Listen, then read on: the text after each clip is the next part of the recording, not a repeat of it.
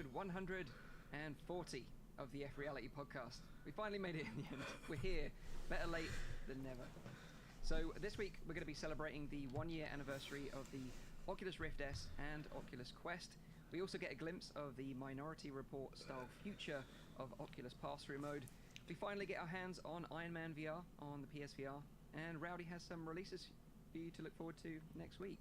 But before we kick off the show, let me introduce you to the team, find out what their highlight of the week this week has been. I already know what Nathan's highlight of the week is, and that's getting the show up and running. if Mike's audio can be a little bit louder. I think we're all a little bit on the quiet end. It's Nathan today who's doing all the button work, so I'll just forward it over to him. So Nathan's the one in control of this fine vessel, sailing the Milky Way on the internet to deliver this fine show for you today. Yes. And, as you can probably see, there was a few technical issues before the show. Zim isn't joining us, who normally sort of runs the show here, so we're missing him already this week. But now it should be all good to go. So is everything sorted now, Nathan? We're good? I am working on it as we speak. So please let me know if it's any better. This is live debugging. And, this is how it works. Yeah, no. They say that both me and Mike sound a little bit too low, but Nathan is okay. Okay, but it's about you guys, of course. Okay, let's see. So people are saying the Nathan's fine. It's fine. How are you guys? Hello. Hello. Hi. Not us two though, apparently. No, and even louder. No. Okay. No. Well. Okay, let's try and resolve this then. Let's see if we can get our volumes up to speed, and then I can sort of read out some comments in the chat while we wait. Yeah. So everyone's just talking about the audio at the moment. Gaming with Jay Garcia is just shout me out, please. Well, you got your wish. This is it. I shouted you out, although I may not have shouted you out in terms of what you can hear because it might have been too quiet. Okay. Well, this should do it, but this is very loud, I guess. One mic to rule them all. No sound. Okay. Thank you, he says. So, did Rowdy make it across the pond? Maybe you should tell that story, Rowdy, whilst Nathan tries to fix things. That was insane. So, as you all can see, or at least the people that are listening, are watching the video right now, I'm in a different room. So I mean that is a good thing. The only problem is that I arrived here all by myself. Yeah, this is a crazy story because for those that are regular to the show, you'll know that Rowdy's been planning to move to Canada from Belgium, and you should maybe explain because that happened on Wednesday, right? This week. Yeah, correct. So I've by now booked 8 plane tickets. Wait, I just need to plug something real quick. I've now booked about 8 plane tickets, but all my flights have been canceled. I've been trying to fly with Air Canada because I'm moving to Montreal, to Canada. And what I've been trying to do is get here because I have a job here and I have a really nice job offer. I've been planning this already for, well, let's say about like 6-7 months now that I've been trying to get this arranged. And of course, then the entire virus thing happened and like all my flights were canceled. But eventually, after my 3rd flight was cancelled, Air Canada recommended me to maybe try and fly from Frankfurt, which is in Germany. It's about a 4-hour drive for me, so it's all right. It's a bit further, but we were willing to do that, both me and my wife. But the thing is that I currently have a position here, but my wife doesn't have a position here yet. She's just traveling with me. She does have a work permit, so she's allowed to travel in normal circumstances. So I contacted the embassy, I contacted Air Canada, I contacted the embassy of Belgium, the embassy of Germany, the embassy of Canada, and all of them said, if you have the right documentation, which you do, there should be no issues. So fast forward to this Wednesday, I, together with my wife and my father, traveled to Frankfurt, where we were planning to take a plane. However, once arrived there, they told us that only I was allowed to go on the plane. And my wife, for some reason, was not allowed to go because her travel was not deemed to be essential enough. It was essential, but not essential enough to be traveling. So eventually I had to take the plane by myself. And afterwards I found out that my wife now today is actually allowed to come based on the family reunification rule that they've implemented. So first they say, no, you can't travel with your wife. But once you're in Canada, you could just book a new flight ticket and then your wife is allowed to come, which is a really weird kind of system. I think it's so it's so counterproductive to do something like that. But then the story didn't end yet. So what actually happened was I finally arrived into Montreal. I need to go into 2 weeks of self-isolation, of course, because that's what they all do.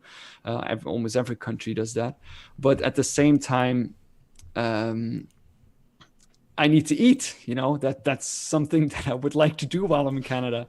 So I arrived here, I had an Airbnb booked for like a good month so I can do the self-isolation. But then when I tried to order some groceries, because I don't want to like only order in fast food the entire time. And the other things are far too expensive to be eating on like 2 or 3 meals a day. So what happened is I tried ordering groceries, but the waiting period for the groceries was 2 weeks. So in 2 weeks, like I just need to like try and not eat anything. Eventually, I did manage to sort something out with another delivery service that helped me out a little bit in trying to get some food here. So all in all, it didn't end well. It was just like it's been a very hectic week. It sounds it. Week. It sounds it. It sounds almost as stressful as what Nathan's going through right now. So your fiance will be joining you soon, hopefully. Well, we don't know yet. It's been resolved. Yeah, the thing is, we now contact the embassy again in order to get something written on paper, and hopefully with that stamp, we'll then be able to fly her over as well.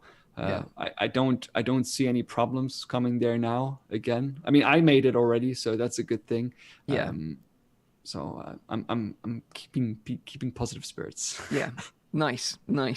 Good to hear it. Well, at least you made it there, because you've got this new opportunity there. True. It's very exciting. Hopefully, after this gets sorted, you can settle in and start your new job and everything will be sort of semi-normal again. I hope so. Yeah, but what a crazy story. So how are you doing, Nathan? Good. Pretty good. Good. We're live. Yay. We're live. We made it. Hello, everyone. Yeah. As you can probably see, like, Zim isn't here this week. He normally runs the show. But usually it's fine. It's fine. Usually it's fine. Not a problem. But I don't know. I have many monitors. Let's say it like that. We had a few technical issues before this show. Well, happens. But we've still got a good show lined up for you today. Loads of interesting news to talk about, particularly around the anniversary of Rift S and Quest, and also some stuff about the future and Spatial. Virtual reality escape rooms as well, which is going to be really interesting. But we're going to get into that very shortly. But do you have any sort of highlights? Like, obviously, Rowdy, you've been sort of busy playing the game of life this week, so you haven't played any sort of games as such. Also, feel free to share your games that you've played and your highlights in VR this week in the chat. We can read some of those out. I did do something. Okay. I tried hand tracking on the Oculus Quest. Oh, okay. I have to say, I was slightly amazed by it, how well it works, and I was highly disappointed in that Netflix has not implemented that yet into their application. Yeah. If there's one thing that I would use it for, it's probably would be Netflix, and it would probably like be way cooler to show that to people when showing the Oculus Quest, that they can use their hands like Minority Report, Yeah, definitely. And we're going to be diving deep into hand tracking in the first segment of the news. So let's save some of those first initial reactions for that. But what about you, Nathan? Have you got any highlights this week? Any stuff that you've been enjoying in the metaverse that you want to share with us? Well, besides also the hand tracking stuff, I checked out Iron Man on the PlayStation VR, but it was like totally unexpected because the day this hand tracking update launched, suddenly Sony decided to then also just throw their demo into the arena. So while I was trying out hand tracking, I was like, Iron Man, okay, screw it. So I just threw my Quest out the window because I was like so surprised by this whole announcement. So I instantly set up my PlayStation VR, and as you may know, I tried it before, at Gamescom. I think I did a first impressions here on the podcast. And now I tried it again. I can just say that it's as good as the last time I tried it. Something I was very impressed by is, well, first of all, how good it still looks. Because it's PlayStation 4, PlayStation Pro, but for what you can see, it's great. It's still amazing what magic they can pull off with. Well, it's not an outdated system, but it's also not the newest one anymore. So it's a pleasure for the eyes, and how much they can pack into a scene is great. They use all these smart tricks, right? And does it use the Move controllers or it does, yeah. Gamepad? Yeah. Okay. No, yeah. I maybe you can use the game. No, I don't think so. So because I tried to get into the menu with my gamepad and I couldn't even get there. Okay. But what I was very impressed by is that the tracking was amazing. So in the Iron Man PlayStation VR game, you have to turn around because there are enemies behind you, in front of you, and what they use is the old trick, snap turn, smooth turn, and then you turn yourself around. But since I'm someone who plays a lot with the Quest, plays a lot on PC, I'm just used to not doing that. And I also prefer not to, because I always think it's immersion breaking, and it does make me feel a little bit funny when I use it. So I try to not use it also because it's just more beautiful, cooler also on video, right? Because I was recording it. But to my surprise, the system that they use predicts a lot of the movements. So I was able to even shoot behind me without having to use a snap turn. So that's just great that they can pull that off. So yeah, Iron Man is definitely something I'm looking forward to. This demo is amazing. It's free, and it's about 30 to 40 minutes. They give you not only the tutorial, the intro, but also chapter 1.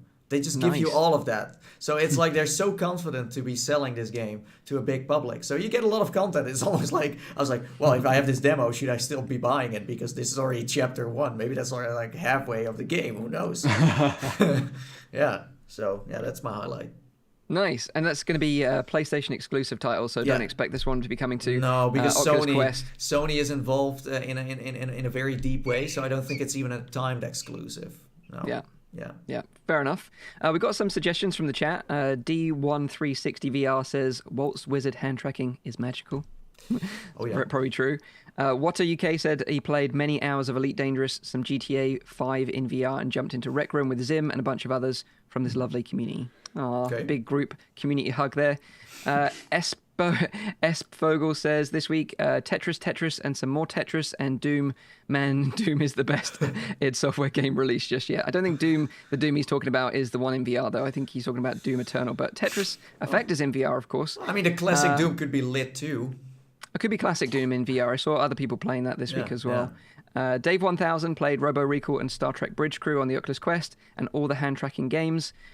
Swift's in Diddley, I think is the name. You butchered his name. Mini Motor Racing X on the Oculus Quest this week, finally getting some real racing games on the device. And Dave the Psycho played Space Team VR and new hand tracking updates in Curious Tale, Elixir, and Waltz of the Wizards this week. So yeah, loads of cool stuff. Everyone's been up to some really cool stuff. Yeah. I've had a pretty busy week this week. I haven't played that much, although I did get to try out the Elixir hand tracking demo this morning before the show. But like I said to Rowdy, we'll be talking about hand tracking very, very shortly. So I'll save that until we get into the news. But before we get into all the juicy news this week, I've got a real special announcement to make. And that is that I want to thank the sponsor of this week's show. And the sponsor is Synth Riders.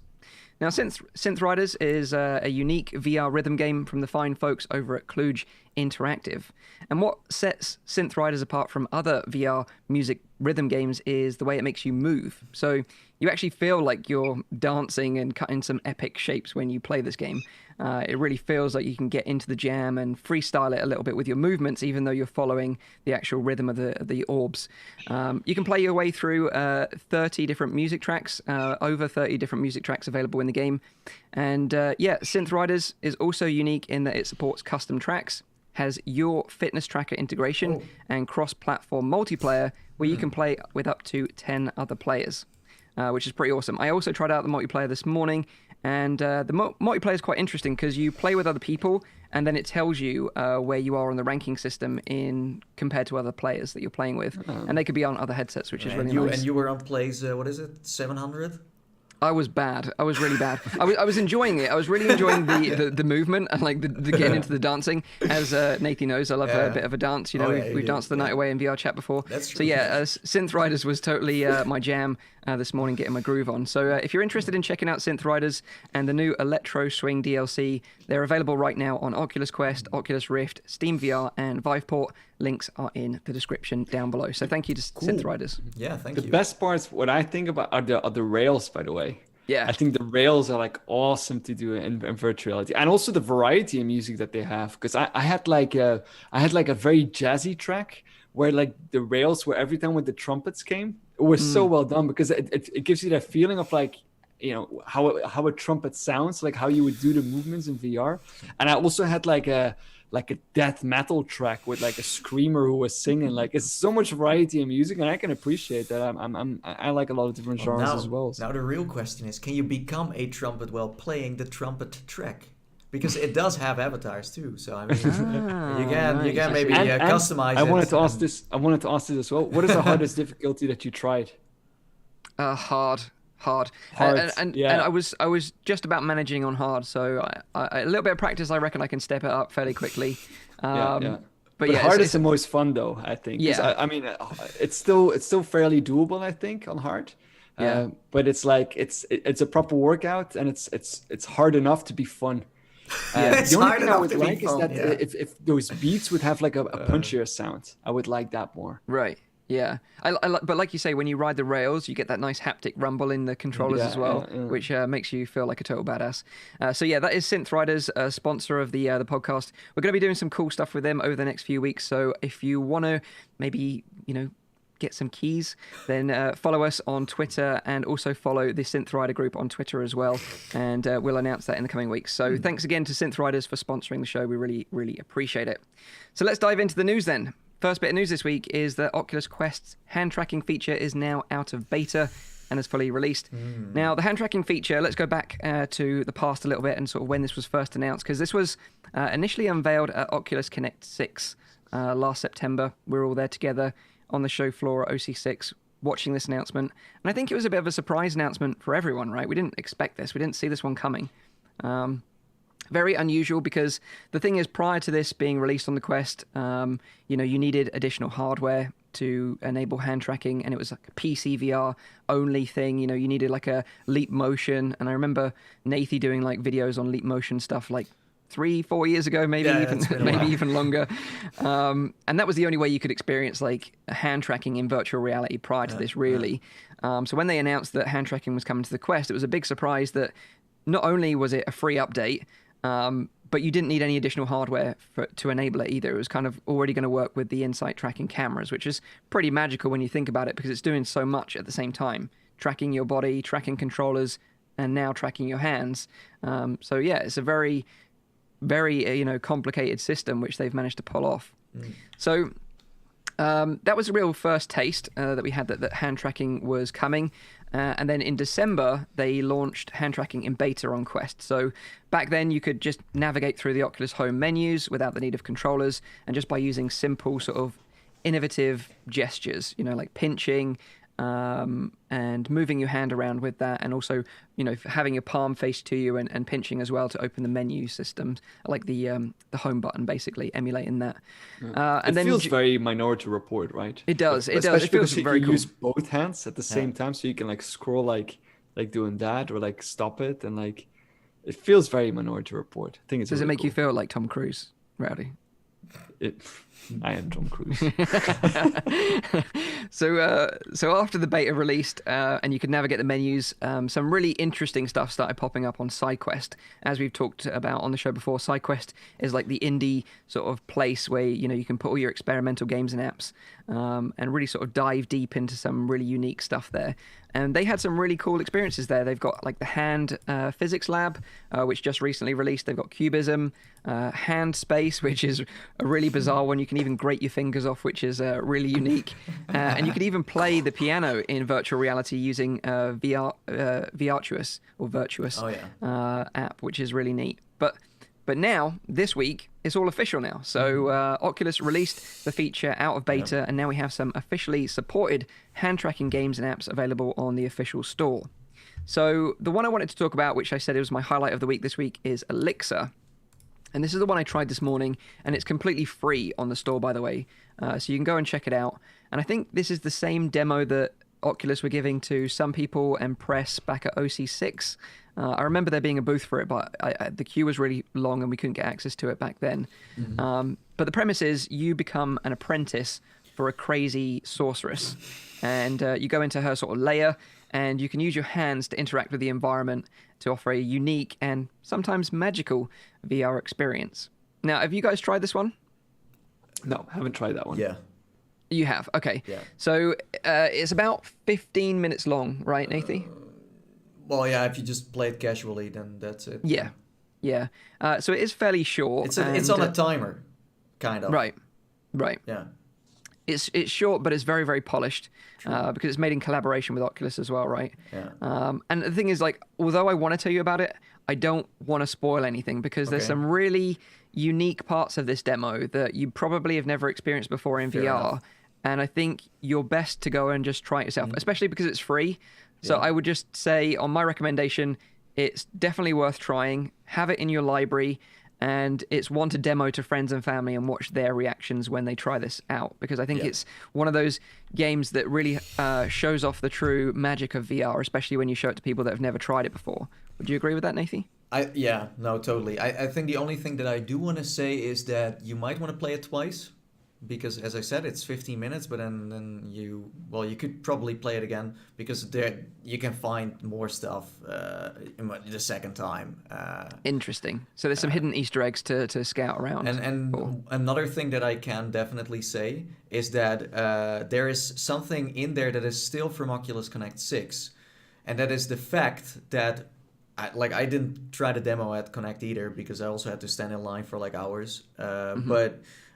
So what they built in was that if someone didn't know what they had to do, or just didn't listen to the person telling you what you have to do, the developer is gonna suddenly talk to you.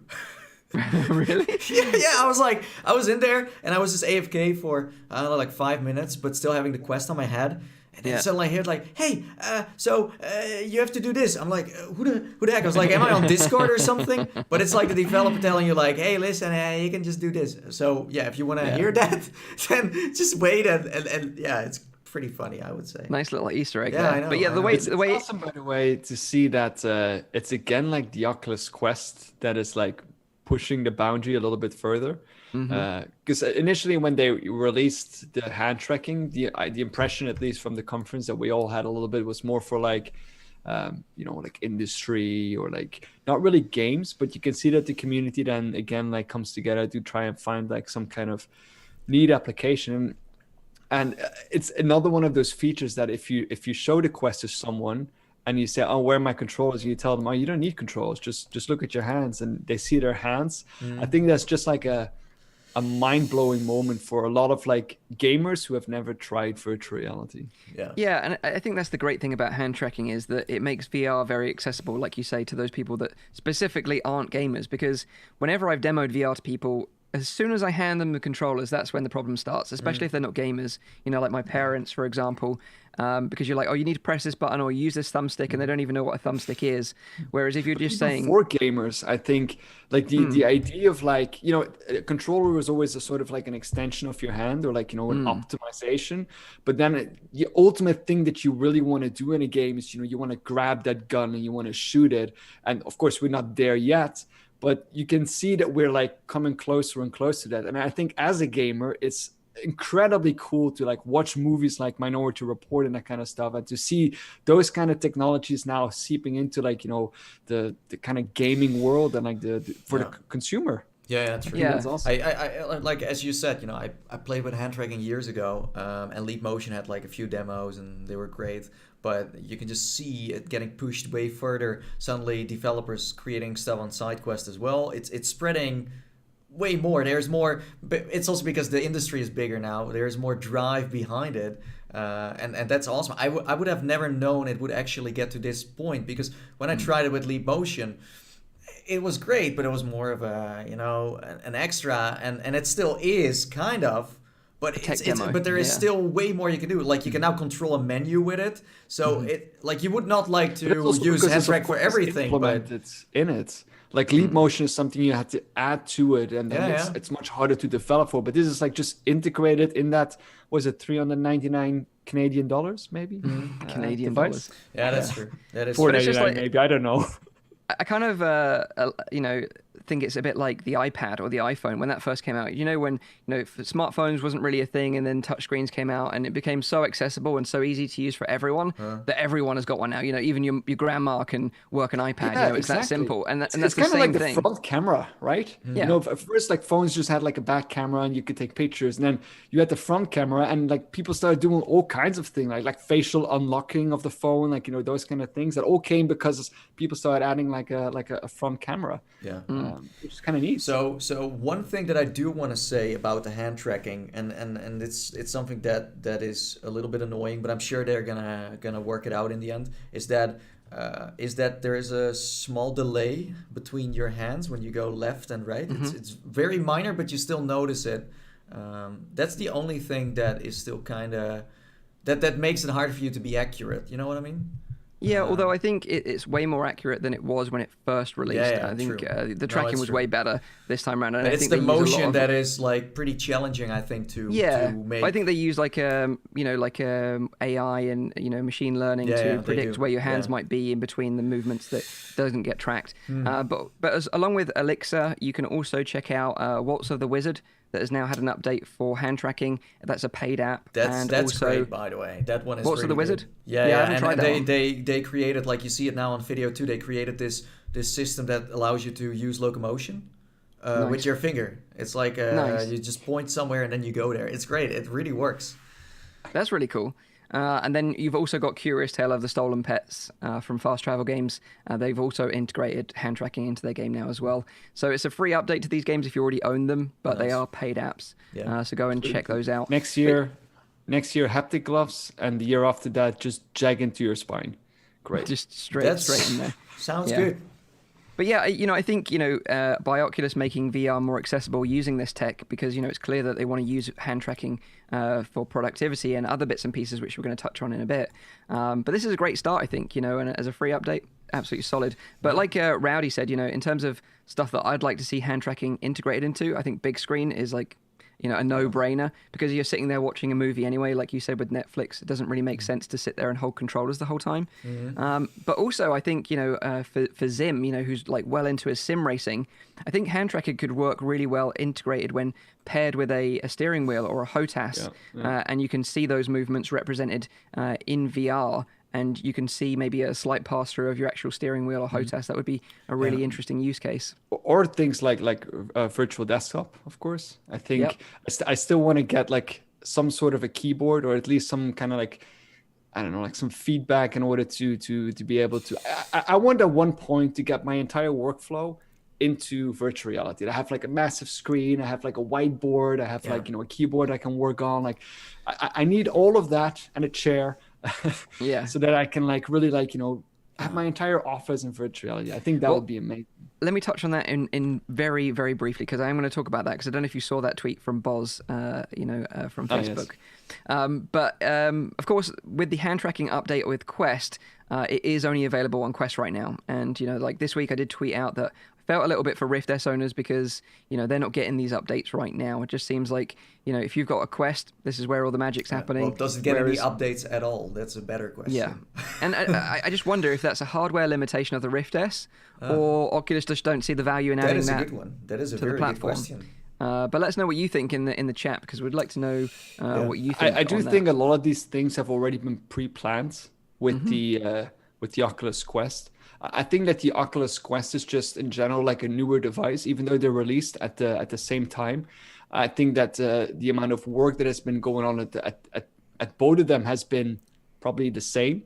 But I think that the Oculus Quest features that were initially planned in the production process, I think they knew already 3 years ago, for example, that they wanted to get hand tracking in there, or they wanted to, when they started development, they probably put those features in, and they're now rolling them out as they get them ready. They don't announce them, of course, because if it needs to get scrapped, they don't want to look bad. But Yeah. I do think that is the case with the Oculus Quest, and with the Oculus Rift, I think that they still aimed at like different kind of features, and that those kind of features already rolled out because it's the second iteration. Yeah, and I think we're going to touch more on why we think this is going to happen near the end of the show when we sort of summarize a bit more about both Rift and Quest and the release and what's happened since then. But on a brighter note, though, we did get a glimpse of the future of remote working and productivity this week using VR. As the VP of AR and VR at Facebook, Andrew Bosworth, he posted this clip on Twitter, and it was this really cool clip, and it was basically showing the use of hand tracking and pass-through on a future prototype headset, which they haven't announced, of course, because it was like it had color screens through the pass-through, looked really nice, and really reminded me of something straight out of like you said, like Minority Report, when Tom Cruise is there manipulating windows with his hands and sort of multiple displays, and all this information's coming at him at the same time because you're not bound by your physical limitations anymore. And it just kind of shows how VR and AR could completely replace our traditional desktop monitors in the future. And maybe, Nathan, you won't have these issues with OBS scenes in monitors anymore. You'll have to deal with these OBS scene issues in his headset instead. That would be easier maybe, Who knows? You can just control them with your eyeballs then. Yeah, my eyeballs. I do wonder with this clip, like, is this actually like him showing off a feature, or is that actually him more like showing off like how he actually is doing work? Or is that part of his development? I think it's just part of the development, some sort of like prototype concept tech that they're working on right now. Because like, ultimately if Oculus and Facebook want VR to go mainstream, productivity and doing everyday application stuff in VR is what they need people to do, right? Yeah. Answering emails, whether it be like, word processing, writing documents, doing artwork, whatever it may be, they want you to all do it in a headset. And if you don't need like a desk with monitors, a keyboard, a mouse, you could do it in any space, and it becomes more accessible to more people. Scary too, right? It's kind of scary, but kind of awesome at the same time, I think. It's going to be a big jump seeing that, people leave keyboards. We've been using these things as typewriters. So I think it's going to be a while, but I think it's exciting and interesting, and definitely looks very futuristic indeed. So you're saying that in maybe a couple of years, I could just throw my keyboard into the dumpster. I don't know. I don't know if it'll be that whatever, soon. I don't know. I don't know. And the thing is, I don't like that as well about those. You remember those like foldable keyboards or like those foldable just like take with you, or roll out, those are awesome. Yeah. But that also don't really. I mean, at least I don't know. I mean, I've never used them. Maybe they're hugely popular and I just have missed them. But if you think about it, we use keyboards. They're so rudimental, really, if you think about it. And now we've kind of switched over to smartphones, and we've got really quick at typing with our thumbs even. So I'm sure we'll adapt to anything that comes at us in VR in the future. It's typical that you guys use iPhones. You still type with your thumbs. We just swipe. Oh, sure. We just swipe our words. There we go again. Well, you Android boys. You know what Aspen says in the chat? He says like, just throw your keyboard out and be the future. Exactly. Exactly.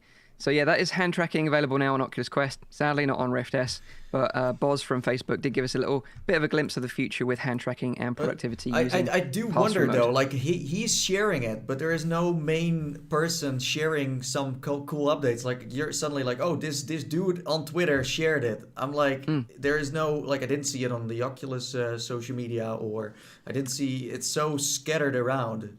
It's maybe like there's no main guy. It. Yeah, maybe they didn't share it on Oculus because they don't want to promise something they can't deliver, maybe. And he was just teasing the tech to maybe like industry folk. Yeah, because people who are consumers are following. But it's like this. I'm sure a lot of people in the VR scene don't know this man. And then somebody's like, oh, he's sharing this. It's more like I would love to see one main person who's like, oh, I have all the experimental stuff. Let me share something new with you.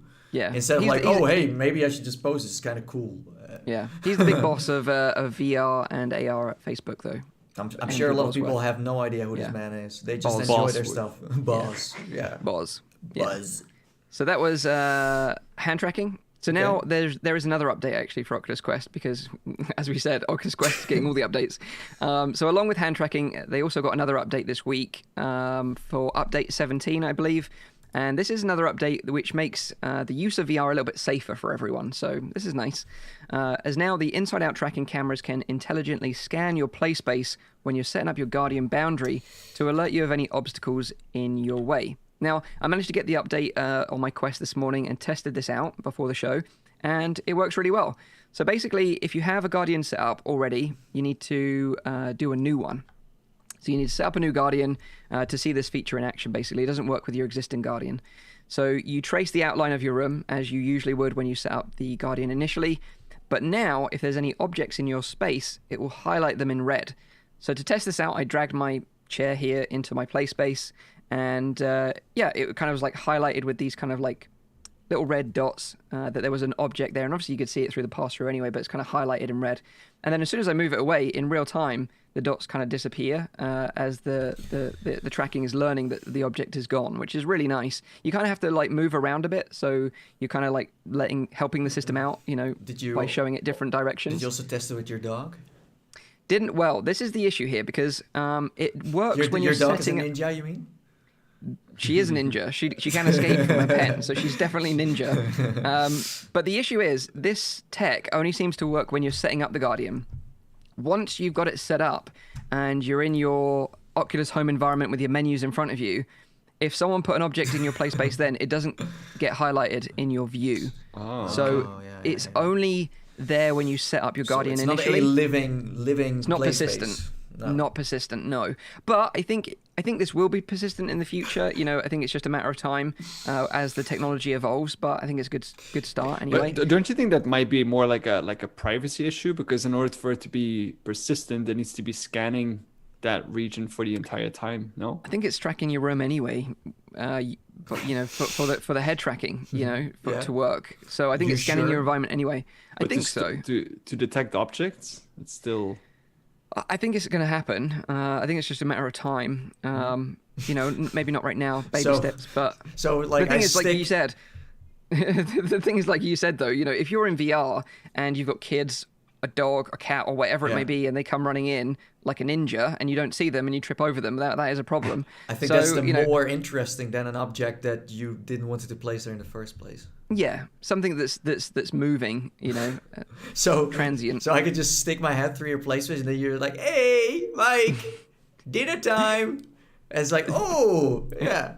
So you see someone again, a real person going through your actual play. That would be next level, like a hologram. Yeah, I wonder how that would look. Yeah, that would be pretty scary. Imagine if you're playing a horror game and then someone walked in through the Guardian and they just popped up through the pass-through through the wall, like, hey! That would be pretty terrifying. Yeah, my God. But yeah, again, it's another step in the right direction. But again, it seems like this update has come to Quest, and it's unclear if this feature is also coming to Rift S, which is a shame because, ultimately, the tech is very similar. I don't know, and like I said before, I don't know if it's a hardware limitation of the cameras that they've used in the Rift S, or just that they just don't see the value in adding this feature to that headset. It is like the popularity as well, I think, that weighs in, and it's also maybe the success of sales-wise, maybe. But it's all kinds of factors together for sure.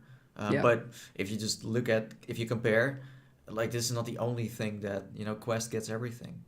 Yeah. I said it before. I said at Oculus Connect 6, the Oculus Quest sucks out the soul of the Rift S and takes everything. And it's like a transformer. It just sucks everything to itself. And now it's like the ultimate... That's not how the movie goes. No, but now it's like the ultimate headset, It's like the one to rule them all.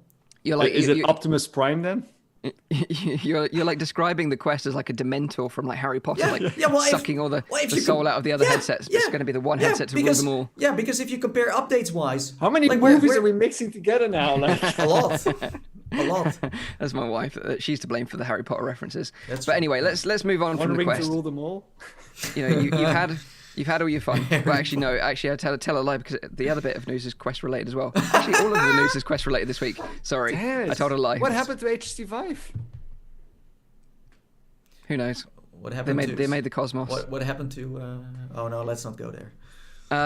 So that is hand tracking and new Guardian update for Quest. Very, very cool indeed. So next, let's talk about Spatial, because we've talked about remote working and collaboration in VR before with HTC making Vive Sync, which we thought was a really cool app, really cool idea. Yeah. And we highlighted the best ones, the best apps. Yeah, it was free for business, to collaborate using HTC Vive headsets.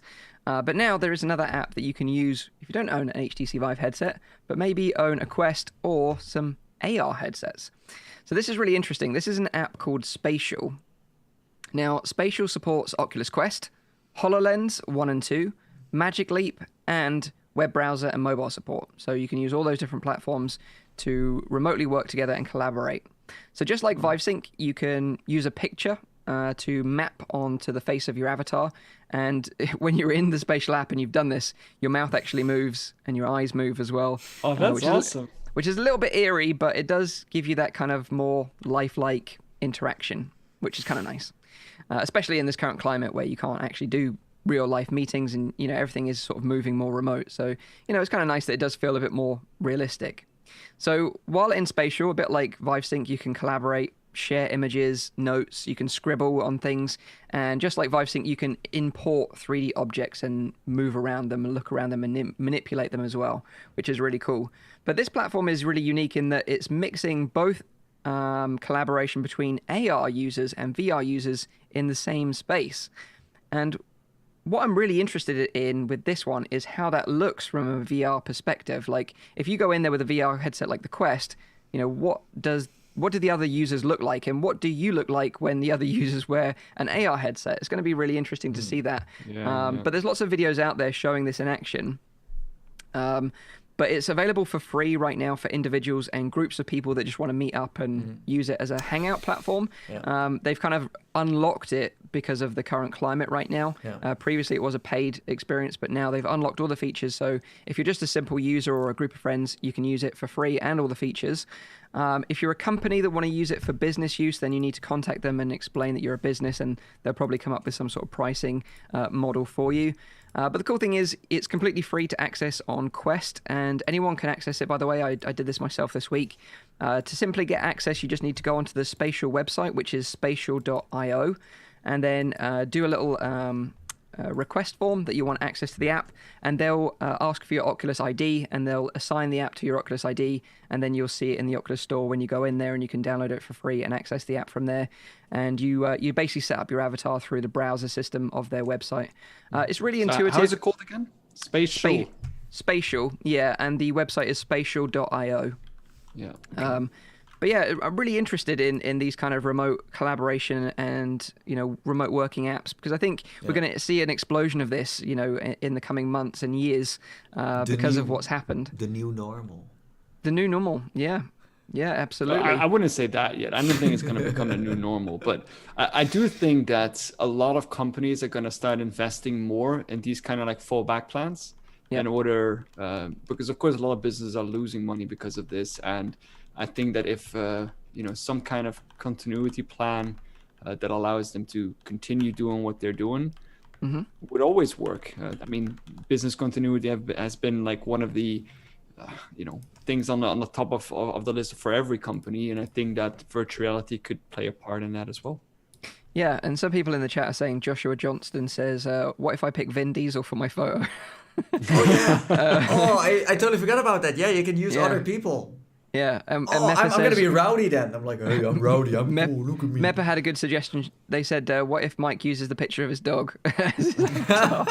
You get a talking dog in Spatial. That's what happens. Mike, please try that. They're going to maybe ban you, but it's totally worth it. Yeah. But this is something we should try, I think, whether we dogs? And then we can try that as well. But whether we do that privately or in some sort of video content, we should definitely give this a go, because I'm intrigued by these kind of platforms popping up. I think they're really cool. I did scan my face with it, and it looked very uncanny, I would say. I had a huge neck for some reason. I had a neck I could only dream of, like a very muscled thing. But I looked alive, at least, to other people. So nice. But yeah, we should definitely check this one out. And if you want to meet up, or you've got a business and you want to test this stuff out, like I said, ViveSync is free for HTC Vive users, and Spatial is free for Quest and other AR headsets. So we have another suggestion. Mike should use the Half-Life Professor guy or Chomsky. Yeah, the Half-Life Professor I should, and do the scream. I should just run around Spatial doing the scream. Yeah. That's how I get hired by Valve for my next job. Yeah. That is Spatial, a new interesting remote collaboration app to go and check out for both AR and VR. So the next bit of news is really interesting, and it's a real shame that Zim isn't here, because he would have loved this one, because it's all about escape rooms. If anyone's ever met Zim in real life, He loves escape rooms and doing all these like wacky adventurous stuff. Whenever we're in America, he's like, oh yeah, let's go and do this stuff. Let's go and do this. He's like Energizer Bunny, like going crazy. He just loves it. So it's a shame he's not going to be here to talk about this, because I'm sure he's going to dig this one. So in the current climate, as we all know, escape rooms are a bit tricky, because as we're not supposed to be, we're supposed to be social distancing from each other. We're not supposed to be locking ourselves in rooms with each other trying to escape. It's just not what we're supposed to be doing. However, a company out there called Adventure Lab are bringing the real interactivity of an escape room to virtual reality with real life actors. So this is unique here. This is interesting. So their first experience is called Dr. Crumb's School for Disobedient Pets. A bit like the Curious Tale of the Stolen Pets. That's kind of reminding me of that. And it can be played on Oculus Quest. Now, what you'll have to do is you have to assemble a team of 2 to 4 players, and then you enter the experience together and navigate a series of rooms over a maximum time limit of 40 minutes to escape the whole experience. Now, as you play as newly recruited secret agents for the virtual intelligence agency tasked with investigating the evil Dr. Crumb whilst going undercover as adorable little animals. Now, the interesting part of all this is that the main villain and the host of the experience is a real-life actor, giving you tasks and providing a completely unique experience for each group that goes through the experience. So it's a bit like The Underpresents, right? We've talked about that on the show before, which is a virtual reality experience, but every now and again, you might bump into, a real-life actor in the experience that you don't know is an actor. It could be an AI, you just don't know. Yeah. Whereas this, is a proper actor delivering the introduction and delivering the experience to you as a group. Yeah, really interesting. That's awesome. Yeah. So this is the problem, though. The experience only runs once a day. So only one group can go through every day. What? One group of 4 people? Every day, that's it. Yeah. What? Every day? Why? Because this is the thing. You have to book time slots because there's only one person who's doing the host and the villain. You could do it a few times a day. Or maybe there's multiple people, but... I'm like, you could do it a few times a day. Yeah. Like, just do it 10 times a day, you lazy bum. Just act it out twice. Well, the thing is, as well, different actors. The thing is, as well, we don't know the demand right now. It's quite a niche thing, right? So not anymore. Now we talked about it. It's gonna be. Well, now like, everyone I'm gonna knows about sign it. up. I'm gonna sign up for this stuff. Well, you don't know the price yet. So the price is $100 between the 4 of you. So you have to split the cost between the 4 players. So $25 Dude, each. I still want to try it though. I still want to try this as well. I am so up for this. So if you're down, I am down. I'll happily pay $25. I will start a Patreon for that first. We'll start a Patreon. A GoFundMe. Is it Canadian dollars? Yeah, that's a good one. A GoFundMe for Dr. Crumb's School of Disobedient Pets. FReality Let's Play. Well, you know what it reminds me more of? Not the title you mentioned, of course, yes, because of its live, actors. But what it also reminds me of is Gmod Death Run. Okay. Because someone is also controlling. Well, yeah, kind of. But someone is controlling the environment, so it sets traps for you and stuff. Is there like an estimate how long the experience is? About 40 minutes. 40 minutes. Okay. But I think this is awesome. That's this is right, like reinventing escape rooms. Yeah. And it's also not like I'm feeling like sad this would replace an actual a VR escape, because usually those rooms are empty anyways in terms of, but having an actor in there would be nice. And apparently, according to Joshua Johnson, there's also a half-off code in the article that was written about this escape room. Yeah, I think that was it from BR Scout? I think it was. They've got a code, so if you want to go check it out, if you go on their website, I checked out their website, and they're actually fully booked up until the 9th of June. So they're pretty busy. It might get even busier now, so we'll have to get in there quick if we want to get in there, lads. But yeah, you can go and sign up if you want to go and check it out yourself, to go to www.adventurelab.fun. And the other unique thing about this is that it's actually created by a couple of people who founded this company, are previous Pixar and Oculus Story Studio members. So they're well versed in animation and entertainment and also sort of VR storytelling. So I expect this to be a polished and unique experience. So it's going to be interesting to check this one out. This is actually the most exciting thing I've heard this week.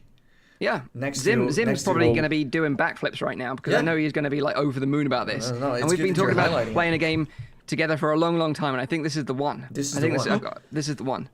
Plus, we pay for it, so then we have to play. Otherwise, you have to do it. We have to do it. So this is perfect. Truly putting our money where our mouths are. So, that is Dr. Crumb's School for Disobedient Pets. Awesome. It's multiplayer with real-life actors, escape room, on the Oculus Sweet. Quest, although they're going to be bringing it to PC VR headsets in the future, but only Oculus Quest right now. So Okay. if you want to go check it out, www.adventurelab.fun. You just sneaked in Quest again.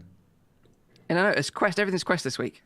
Everything's Quest this week. Sorry, everyone else. Okay, sorry, the website. Yeah, go on. Yeah. So adventurelab.fun. That's the website. Go check it out. Adventurelab.fun. Yeah. $100. Save your pennies. Last bit of news this week is a brief update about the VR Ears Kickstarter campaign from Rebuff Reality, which I talked about on a previous episode of the podcast. And this is an interesting VR accessory. You can attach it to any VR headset to add sort of powerful off-ear speakers, similar to that of the design of the Valve Index earphones.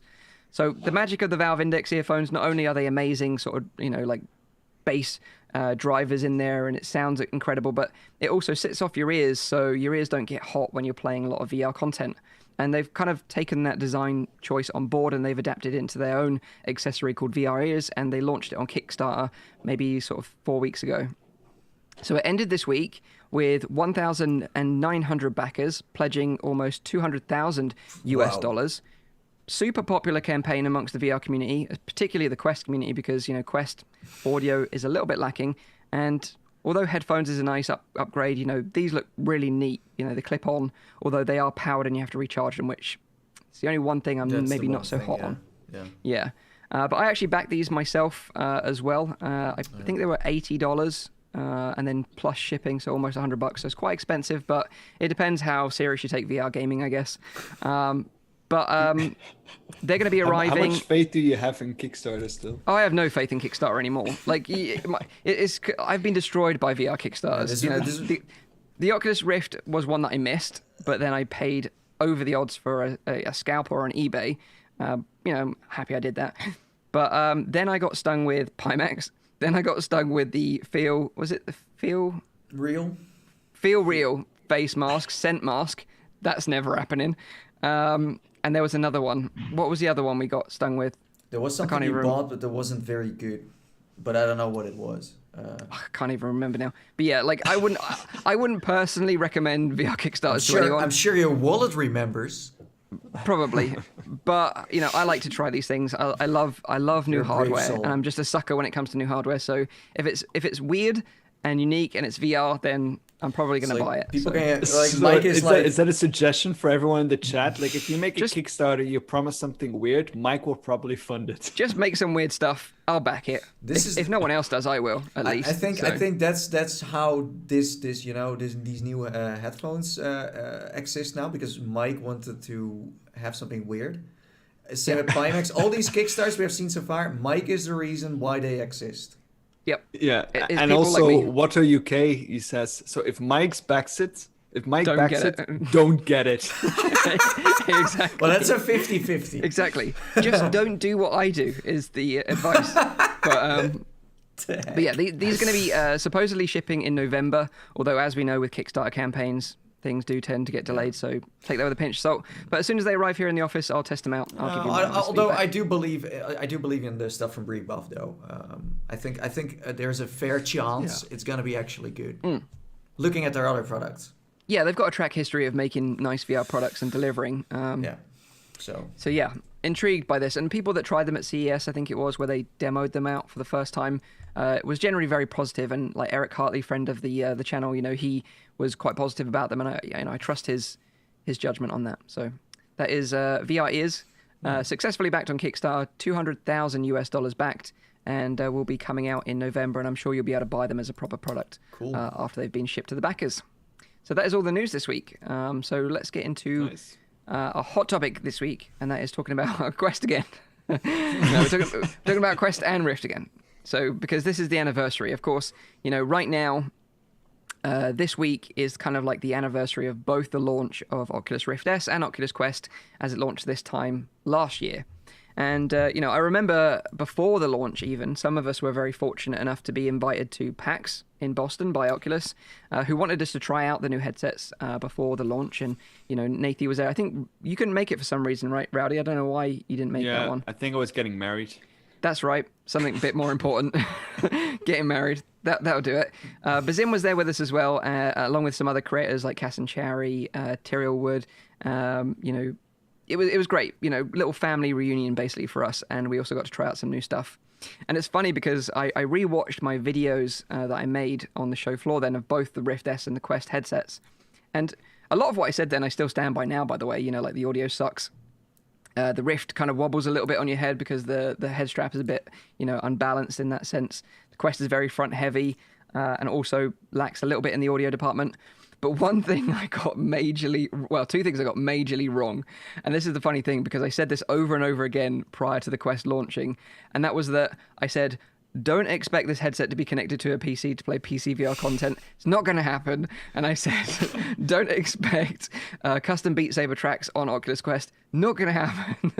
And then as soon as the headset launched, I think it was like 2 or 3 days after the Quest launched, both of those things happened. People were playing PCVR content on their Quest, and they were also playing custom Beat Saber tracks. So I was totally wrong about those things. This is a rule, like don't predict anything. That's the the thing. But that's half the fun, right?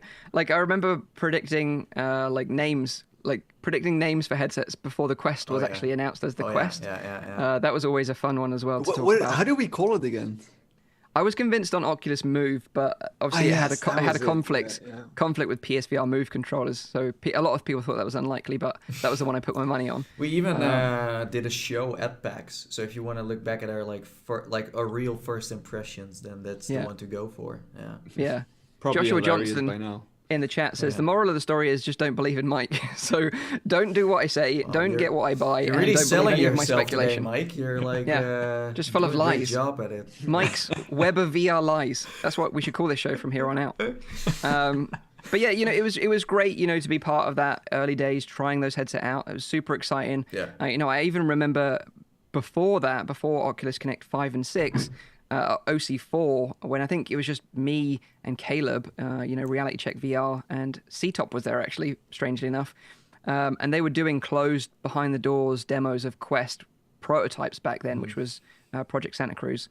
And a few outlets like Tested got to try it, and they talked about it, which was really neat and gave us this real glimpse of the future. But obviously a lot has changed since then. Both headsets were released. You know what I thought was very interesting is that when we tried it at PAX, this was also one of the first events that people could get consumers could get their hands on this headset. That's when Facebook started to promote it and try to sell them by just letting people try, because that's usually how you get people into VR, right? But I remember them doing giveaways on stage, asking people what the difference was between the Rift S and the Quest. They were really in this point of because I always thought that launching the Rift S at the same time with the Quest was not a smart idea, and I still believe that wasn't a smart idea, because if you look at it now, there was not enough breathing space for Rift S to really, perform to its full potential. They were launching it at the same time, but then they were also concerned that people didn't see the difference, and I'm sure a lot of people didn't know. So they were like, "Oh, so this headset, it's wireless. What is it?" And people had to scream the right name, and then they would get some Oculus merch or something. So That's right, even Facebook was not, they didn't know what to do either. So it's very interesting how it all started. And I remember saying, basically it was easy. It was an easy question when you got asked, which should I buy, a Rift S or a Quest? And it was like, well, do you have a gaming PC? Yeah. Get the Quest. Exactly. Do you have a gaming PC? Yes, get the Rift S. It was easy back then. Now it's very, very muddy. It's a very difficult and complicated answer to give people, because you need to know, what content they want to play, what their IPD is. Are they more going to be playing standalone? Are they more towards PC stuff? There's so many questions you need to ask before you can give a proper educated answer in that sense. Yeah, at first it was clear, and when we tried Oculus Link at Connect 6, I was same as you and video saying I predicted back then, I just said there's no reason to buy a Rift S anymore. I still kind of stand with that. if we leave the comfort part out of the question, if we're talking comfort, then we can have a discussion. But without the comfort, I don't see a reason anymore. I actually think indeed that the Oculus Quest is the only really relevant headset to purchase from Oculus at the moment because, first of the price and the amount of features that you get. You can still play PC gaming. Indeed, it's not maybe the most comfortable, but if you're only going to buy one headset, you prefer the headset that can do everything, right?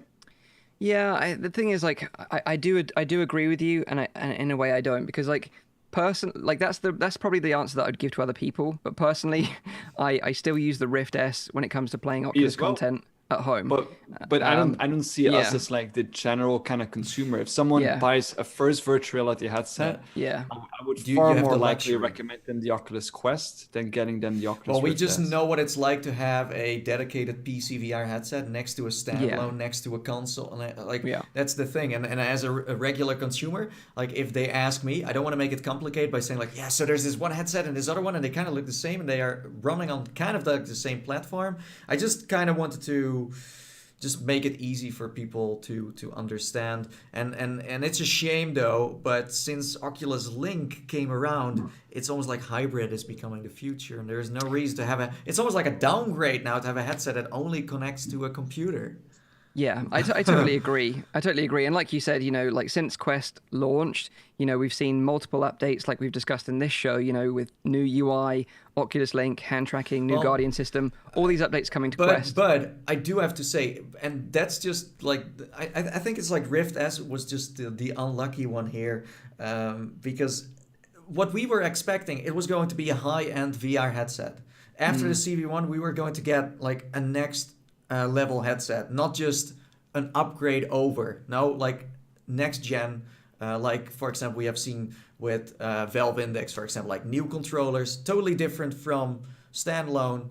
If they would have pulled that off, then it could have lived next to, but the difference have become so small, as Rowdy said, that it's hard to even discuss it nowadays. And I think that was their initial plan, and that's what also a lot of people were disappointed by back then. They were like, this Rift S is nice, but it's not a huge step forward. It is. I mean, it is my favorite headset. It's the headset that I use for playing any kind of PC game. But of course, we're a little bit in a luxury position if you have both headsets. If you have both the Oculus Quest and the Oculus Rift S, if you have then you can both. choose to use the Oculus Rift S for like the high-end PC gaming experiences. But the consumer in the end is king, and if you look at the success, then we all know what happened. And personally, if I would make an investment, I do not only go for, of course, the hardware that can do the most, but also the company that supports it with software that is really showing I'm dedicated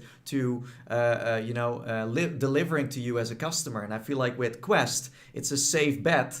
But with Rift S, it's like they leave you out every time. So you pay a lot of money for the hardware, but you don't get the cool features or the content. We have seen more, for example, games launching on Quest, new ones that Oculus invest in. Also, developers are more interested in standalone.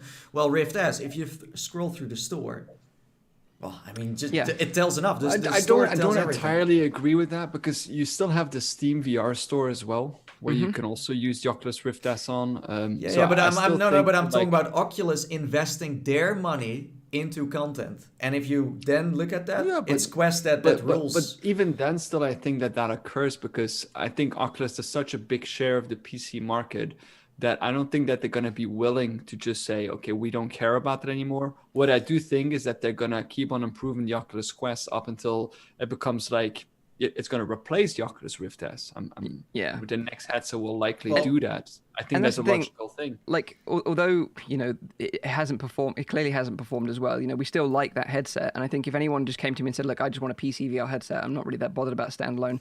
Just want the cheapest and best headset I can buy." The Rift S is still the only option, in my opinion.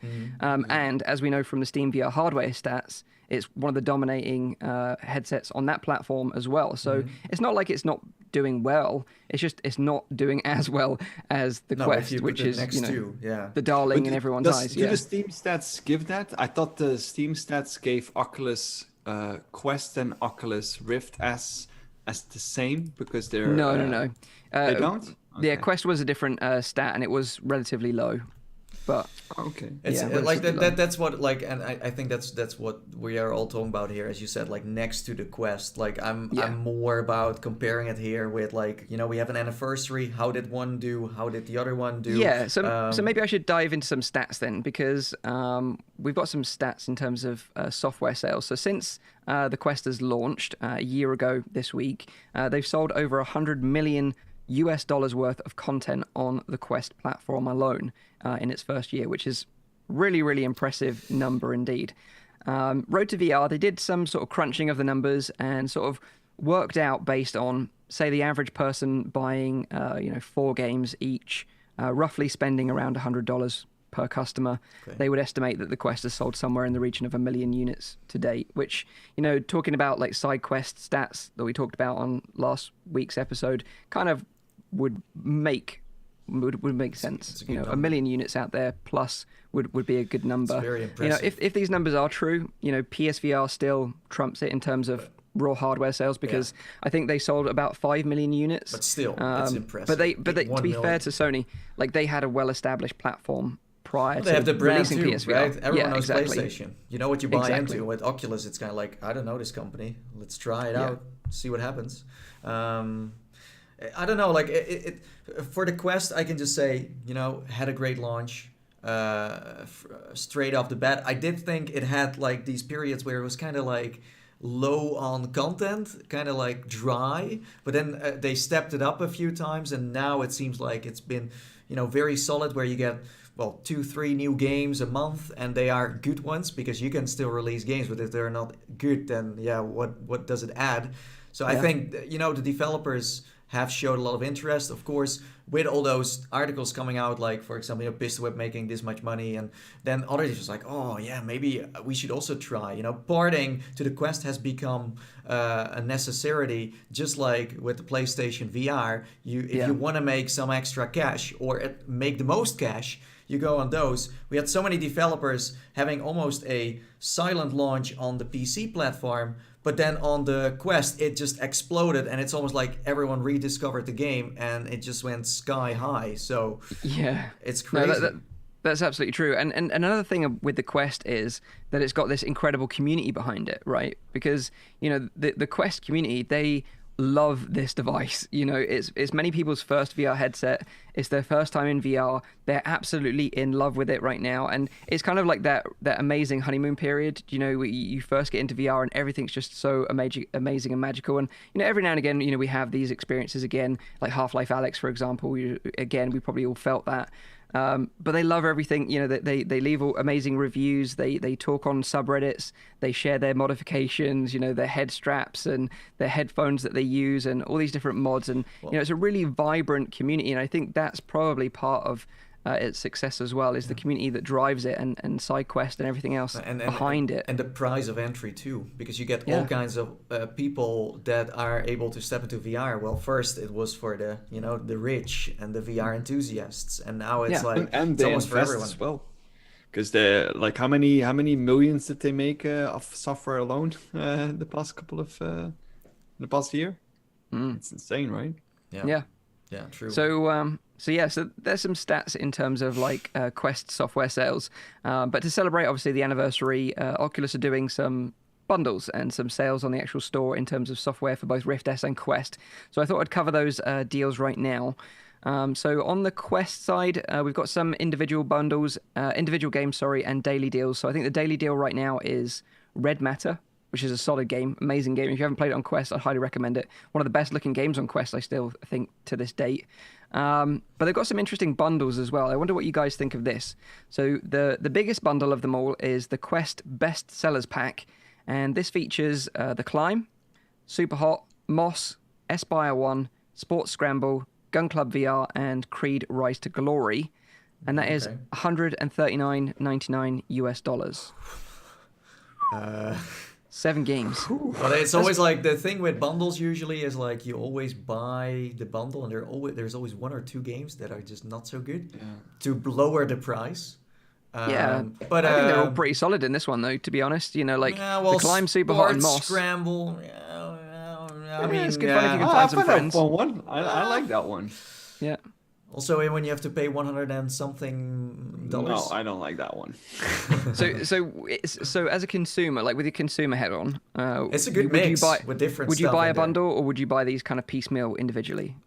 Also, let us know It's what a you think in lot the of chat. money, man. Like I barely buy bundles in general, but it's a lot of. I think people just want to go for one thing. Like I don't know who buys bundles. I'm very curious. I'm love to know- surprised that yeah. Pistol Whip is not in there. Well, it's actually in another one. Okay. That's Yeah. probably the bundle I would get. That's still my favorite on Quest. So let me cover the other bundles then and see if you'd buy these ones. So that was the Quest Bestsellers pack, $140, 7 games included. This one is the Quest Essentials pack, and this has got This is 5 essential. games in it. So wait. This is essential. So if you get a Quest, if you don't have these, you got a problem because failed. this is the survival pack. That's what they're Apparently. saying. Essential. You're not okay, a bring it real on. Questian. Exactly. Bring it on. Okay. Question. Question. Okay, I came up with that. But I'm just saying these games need to be the best of the best because this is essential. Well, I'll let you be the judge of that, Nathan. Okay. Right. So first up, Arizona Sunshine. Yeah, it's definitely essential. You just give me the thumbs up or thumbs down. You can be like the emperor. Okay, I'm doing a thumbs up right now. Okay, this is awful for audio listeners. Yeah. Arizona Sunshine. Okay, Job Simulator. Yeah, definitely. Space Pirate Trainer. Compared to those, okay, that's still a different genre. Yeah, Box VR. Also different. Yeah, okay, cool. Racket NX. Yeah, maybe. That's a maybe. So it's mostly positive. Mostly positive. Yeah, it's and So I'm- you would get them all. No, I'm basing this on genres because it's you can play, Job Simulator Yeah, and you can makes play, sense. so you have a variety. Although these are, Well- that's okay. Well, you can kill some zombies. You can keep the kids Yeah, happy with, no, with exactly. Job Simulator. You can get your workout with Box VR. Smash some balls in Racket NX. I was just And become a with Space Pirate Trainer. What more do you want? With Space Pirate, it's just Essentials. a bit like, if you have Arizona, you have also a wave-based mode. I know it's not the same as Space Pirate, but it's kind of shooter and shooter. you Space know? Pirate Trainer, dude. Yeah, I know it's Space Pirate Trainer. You're like Friends of Our Illusions. Like, Yeah, so then I'm not allowed to have Belgium. my opinion anymore. never go into their studio Okay, ever again. Yeah, no, never I'm not run in well- their go-karts ever Sorry, again. Chris, please, don't be angry. Dirk, if you're watching, I will bring you cookies next time. And Sorry. that is why you should never bring the Dutch guy to a Belgian studio. So If you yeah, said anyway, arena, think- then I would have said yes. Okay. So yeah, that's $89, $89.99. But no, 5 games. seriously though, like who buys bundles? Wait, when do you buy a bundle? Well, you got to remember that these games individually are like $20 each on Quest. Like we have them cheaper on PC. That's the Yeah, that's okay, the that's problem. true, but it's like this big But you chunk have of money you need to eyeballs, get yeah. somewhere, Yeah. Yeah, I but don't know. you're I getting a find it discount high. if you're buying them all. You're getting a discount overall. I don't know what. Let me check what the discount is. I'll Yeah, try well, and okay, no, find it. I understand where you're coming from with the discount. I do get it. It's just that it's a Still, lot of you think money it's a lot of in money still, one, yeah. and that's what I'm. I wondering think it would about. make more sense to put like a bundle of 3 or something, and then make the smaller price like. Spoiler, Rowdy. The next one is 3 games. Ooh, Right, you ready for this What is one? it called? What is it called? This is called the starter pack. Okay, Rowdy, starter pack. What does that mean to you? If that doesn't have Pistol Whip, then I'm selling my does. Quest. Pistol whip. It does. Yay. Okay. And Beat Saber. Beat Saber's also a starter. No. Beat Saber's not in any of these packs, and I think that's because like Yeah. They it don't can have stand to. on its own. No, they don't exactly. have to. Yeah. So the Quest starter pack comes with Pistol Whip, I Okay. Expect You to Die, and 11 table tennis. But How much? How much is that one? $50. I would get that one. Yeah. But- for but $50, 3 games, and I like ping pong, so I do that, or table tennis, whatever Yeah. Canadians call it. So, and then I Expect You to Die is Pistol Whip great. in itself. Yeah. I think it's maybe the best Quest title that is out there for me, at least. And then I Expect You to Die is a great one, and it recently received, or not that long, it received a DLC as well. So you probably get that one as well. Okay, so like Yeah, I get bearing in that. mind like the overall reception of these packs has been pretty lukewarm, to be fair. So if you was going to make your own pack, what would it be? Like if your own ultimate FReality edition booster pack. Yeah, but then it's a pack that makes sense. Come on then. Yeah, but- Tell us what would be in Yeah, it. I don't have all the games right now that are on the store, but I'm sure Okay. I can make a very nice pack that will work for a lot of people. But the thing is, Mike's ultimate booster pack. Here we go. This Okay. is what it's going to How contain. many games? It's going to contain 5 games. 5 games. It's going to have Beat Saber, Okay, nice. The Climb, Super Great. Hot, Moss, and Space Pirate Trainer. 5 games. Can I go? Yeah. I'll try thinking of some. So, Pistol Whip for sure. Yep. A Fisherman's Tale. Ooh, I think nice. that one is really good, especially for first-time users. I would still put in Vader Immortal, Ooh, all nice. 3 of them together, because I think that's also one of those games. It needs to be 5 because I was counting on 3. Yeah, you're really stretching the limit of the but keep going. Yeah, I'm still with you. Super Hot. I Yeah, of think that course. is also Standard. maybe. And then, is there a good racer on the Oculus Lab. Quest actually? Minimoto Racing. Oh wait, the But classic. then I would get Moss, because Moss is a platform. It's Yeah. still something different. So you have 5 Yeah. different kind of Yeah. genres, but really good Okay. ones. I would like. I think for $30. dude like $30. Nice. Yeah, You gotta that's just make up the prices. if you can Rowdy. make up the price, then it's a Brilliant. great bundle. Yeah, it'll be free. It'll be free for everyone. No, Everyone can enjoy the free games. I do agree with all the games you guys just mentioned, because I mean you're experts, so you know what you Thank played, you. you know what's good. The only one that I would add is Red Matter, although that's Yeah, kind of it's like a great the hidden gem. It's maybe Great not game. the most. But the thing what I'm saying here is just like the person who makes this bundle, you can't blame this person, because this person hasn't played everything. No. Because So it reflects to that. And the starter pack too. Yeah, Yeah. it's an okay starter pack, but yeah, it's just me talking about something that I have no control over, and now I'm frustrated. You can hire me for the Brilliant. bundles next time if you want. brilliant. Nathy bundle confirmed for the future. So that is Quest bundles. For Rift S, there is 60% off some games like Arizona Sunshine, and there's discounts for other titles such as Until You Fall, Synth Riders, The Morrigan, Freediver, and Trover Saves the Universe. Trover That's a Saves the little hidden Universe. gem. You know, we don't talk about that game enough, but that is a really funny game. That is a really funny game. If you like Rick and Morty, Yeah, no, you need to play that game. You need to like Rick and Morty though, otherwise You need to like Rick and Morty, yeah. But if you're having a bad day, like that game will cheer you up for sure. That will make you feel even worse. So It'll make you feel worse, and then it'll make you feel great again. Yeah.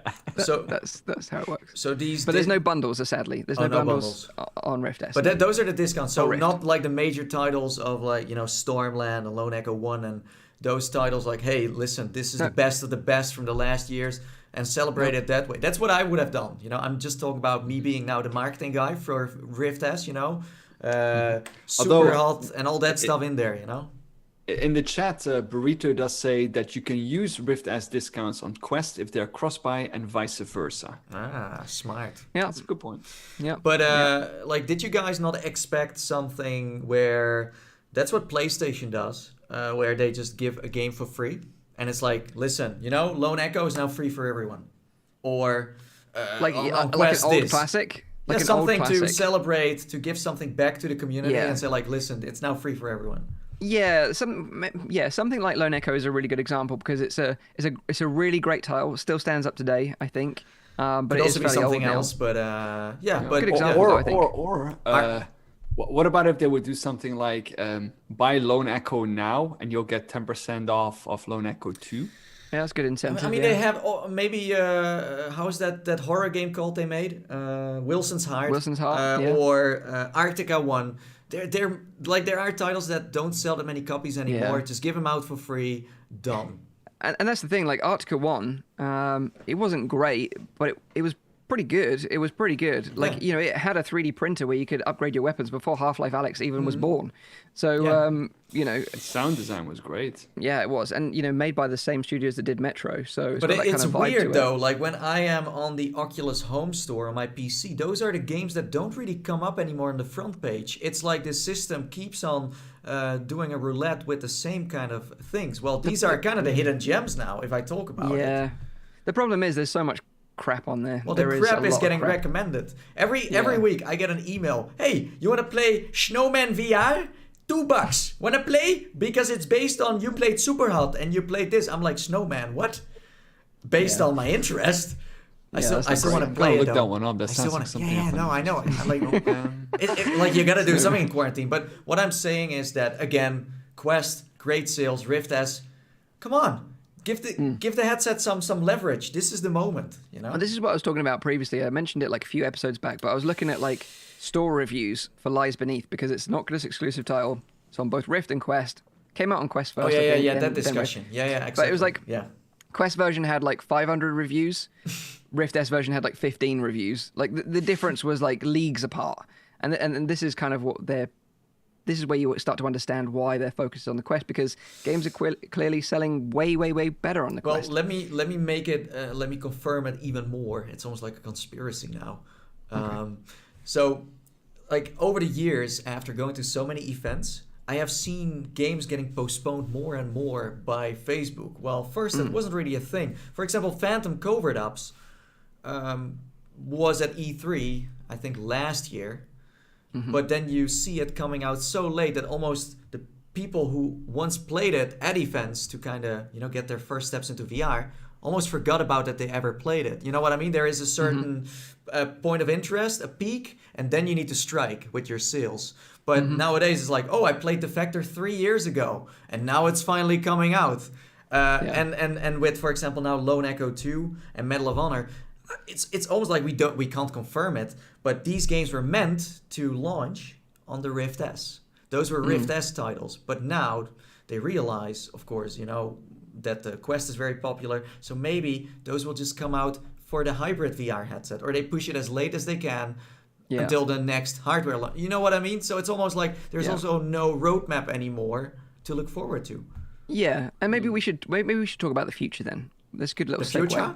The future. Let's talk about the future. Let's talk about the future and what's next for Oculus, because you know, of course, we don't have any firm details, and all this is speculation. So take everything with a huge grain of salt.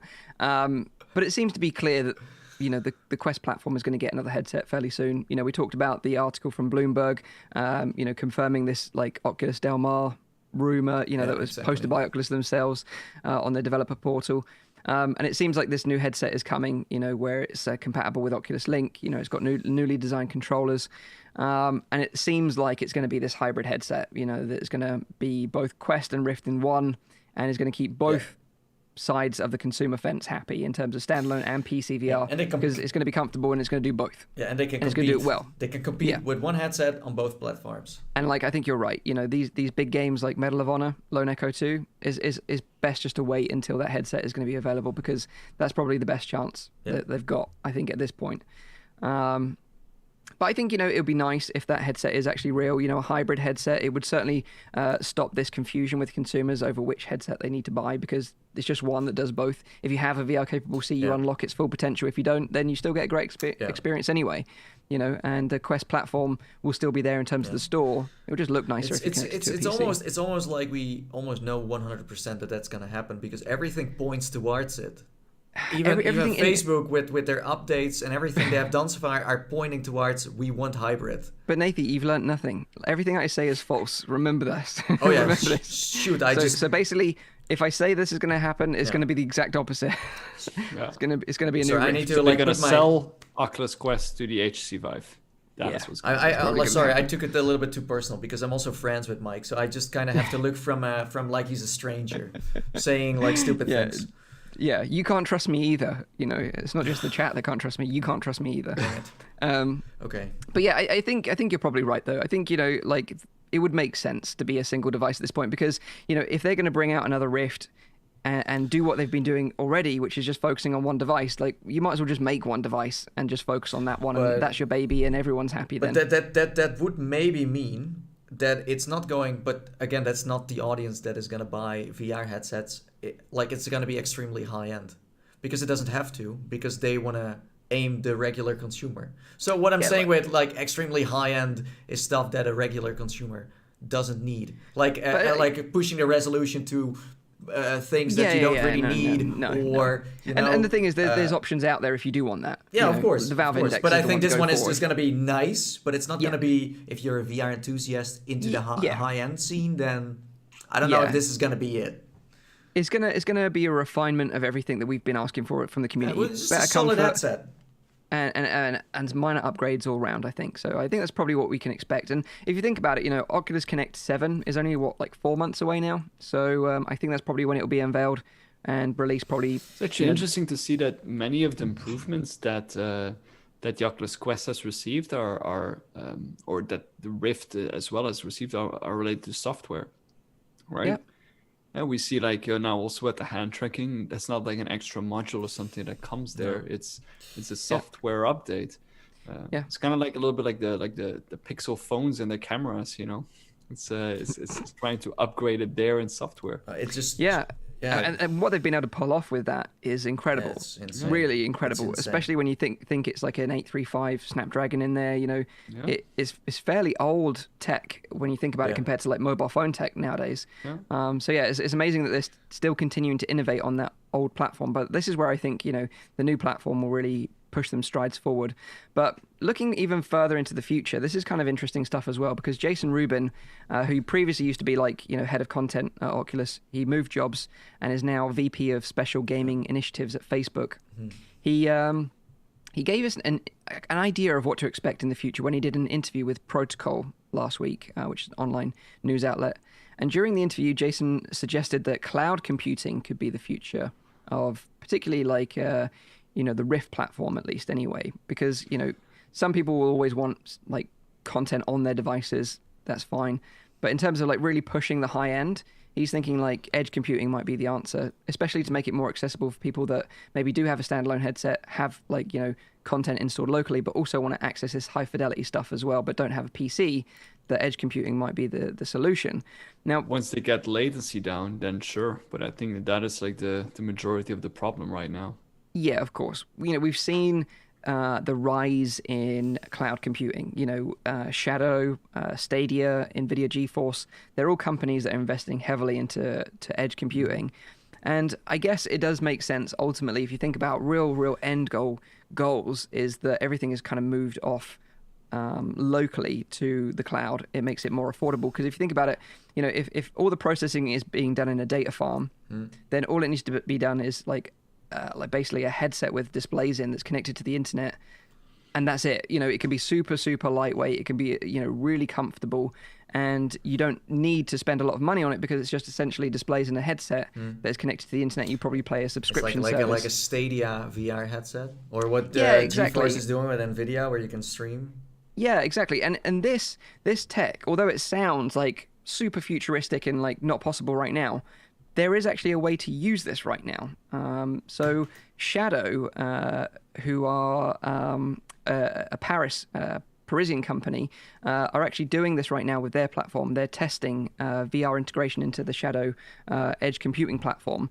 And there currently is a workaround using virtual desktop to access PC VR content remotely from a computer that you rent that's in a data farm, in a data center somewhere nearby your geographical location. Obviously, you don't want to be too far away from the data farm, because otherwise latency really does become a problem. But the closer you are, then the better it is. And this is kind of funny because it really reminds me of Ready Player One, because in Ready Player One, they talk about being close to the the center of where IOI is, which is in Columbia, I think it is in the book. And they're saying like the closer you are to like Columbia, Ohio, you know, the best, you know, Oasis connection you can get, and you don't have any latency or lag. So or it's anything almost like like that. So like the rich people living next to it, and then the more hobo it becomes. And this is kind of like what they show in Ready Player One as well. You know, like these kind of very lightweight glasses, you know, that are a portal into the Oasis, but you know, they're not connected to PCs or anything. You know, the process isn't being done on the headsets. It's all being done remotely on the Oasis servers. You know. So this explains why you are sometimes sleeping in a tent in front of your internet company.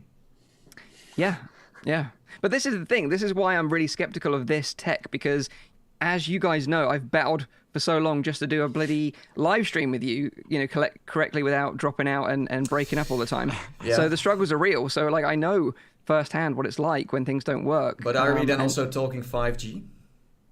Possibly 5G, you know, when people stop believing that 5G when they causes stop coronavirus. burning towers, you mean? Yeah, exactly. Yeah. Then maybe we might be able to test it out and find out if it works.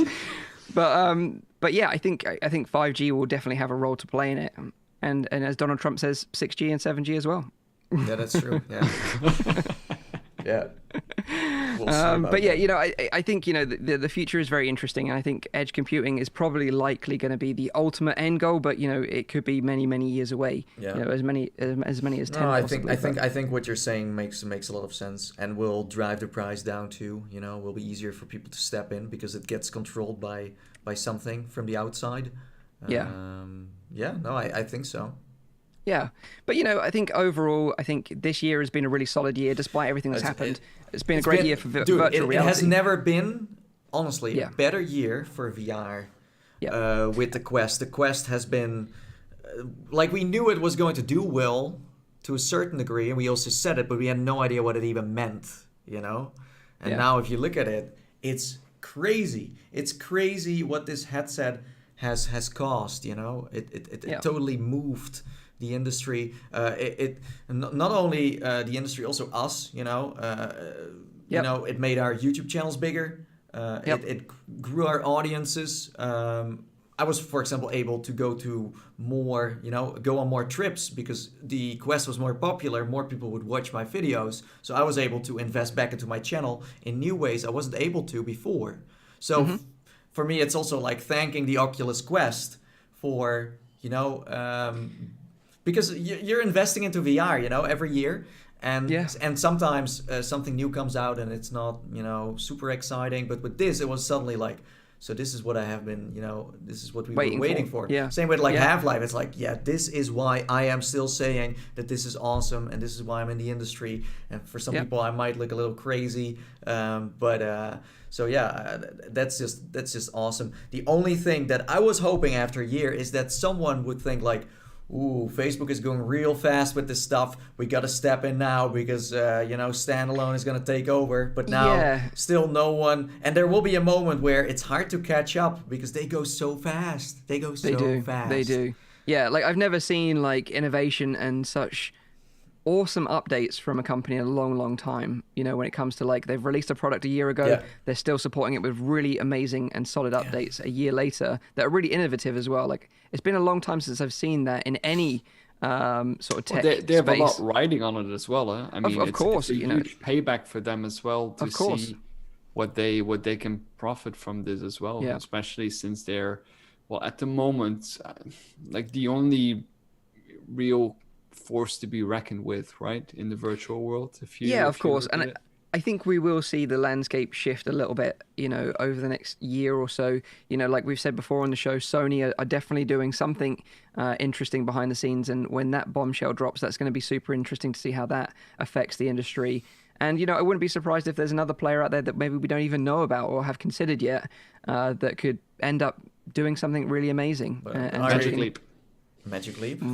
No, but are we talking tech? We're talking tech giants because a small one. Well, maybe if you're really good at what you're doing, you might be able to pull it off. But Facebook, has so much money. What happens typically is that companies like Facebook and Amazon and Sony, and they become so powerful that as soon as something becomes popular, they already are, and that's why I'm saying a tech giant is gonna be face to face. It's not gonna be a small fish that can do it. We have some. Look at the headsets. For example, Microsoft has a mixed reality lineup.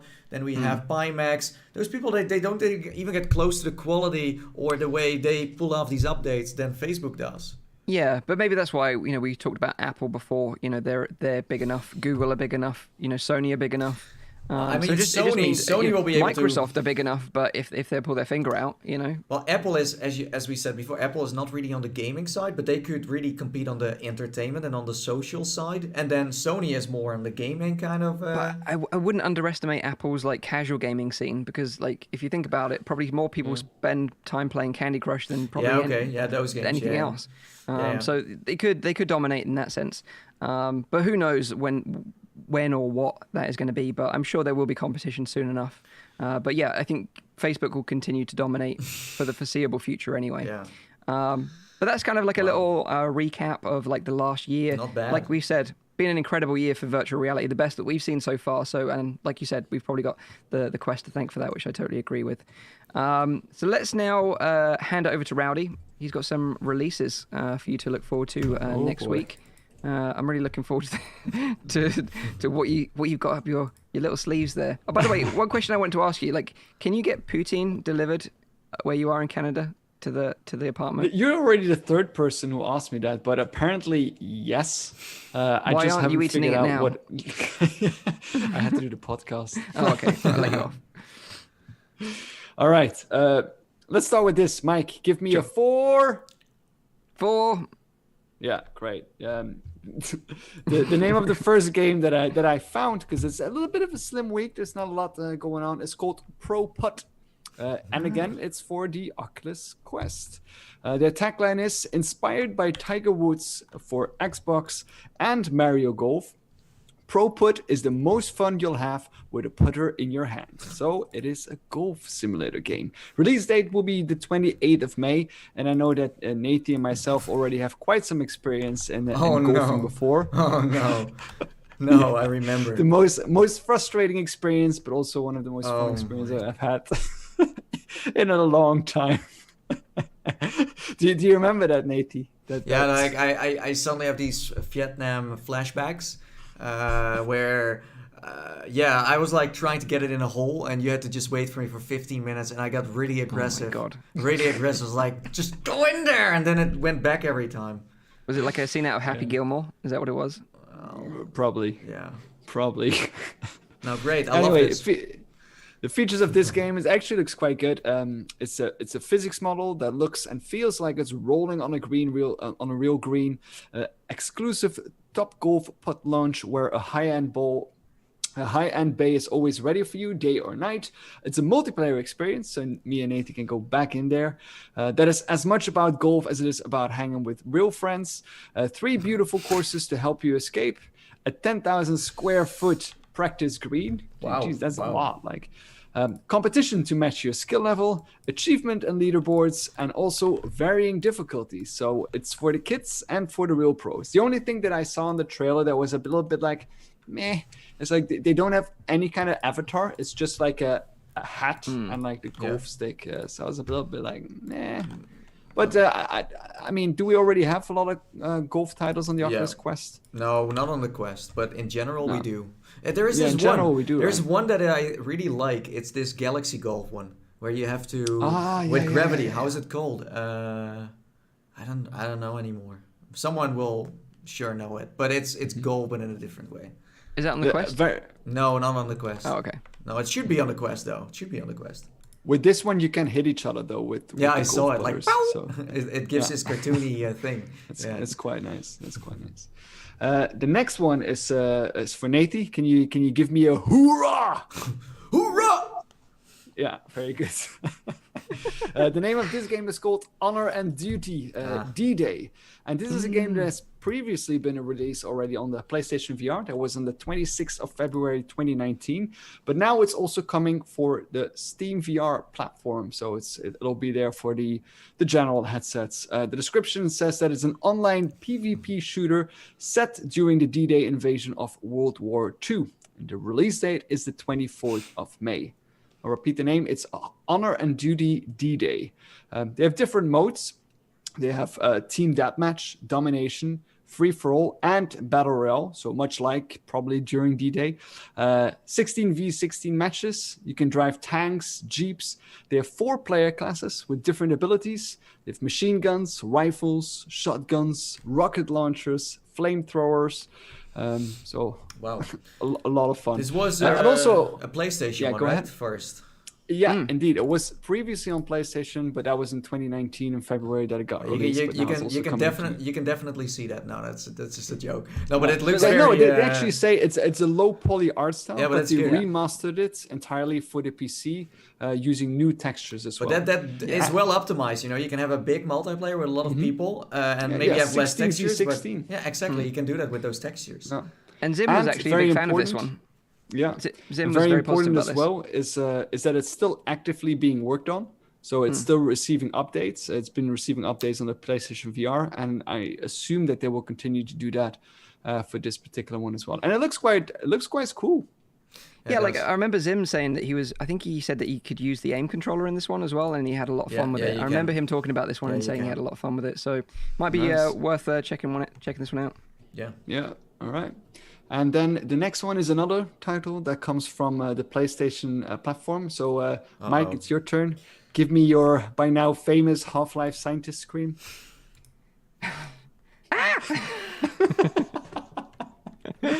Great. All right. Now I have to say, in my opinion, this is not of a similar level of virtual reality because it has no motion controllers. The game title is The Persistence. It was previously on the PSVR, released on the 24th of July. A big fan is a friend of the show, GT. I remember that he highlighted that as one of his favorite PSVR experiences. But it's played with the DualShock controller. And now it is releasing on the PC, just general PC, Nintendo Switch, regular PlayStation 4, so you can now also play without the PSVR headset, and the Xbox One. But on PC, they also have included it on the Steam VR mode, so you can play it with the general headsets, but you will need to use a keyboard and mouse or a gamepad. Yeah, I think that was the biggest criticism I heard about this transition over to PC, because I really like the look of this game, but I never tried it on PSVR the first time around. But I was hoping that they'd get motion control support, with the Oculus Touch or Vive and index controllers, but apparently that's not going to be the case. So a bit of a missed opportunity there, I think. Yeah. The tagline is death is just the beginning. And for the people who don't know what it is about yet, I'll read out the description really briefly. So The Persistence challenges you, a clone of security officer Zimri Elder, to survive aboard a doomed deep space colony starship overrun with horrific and murderous aberrations.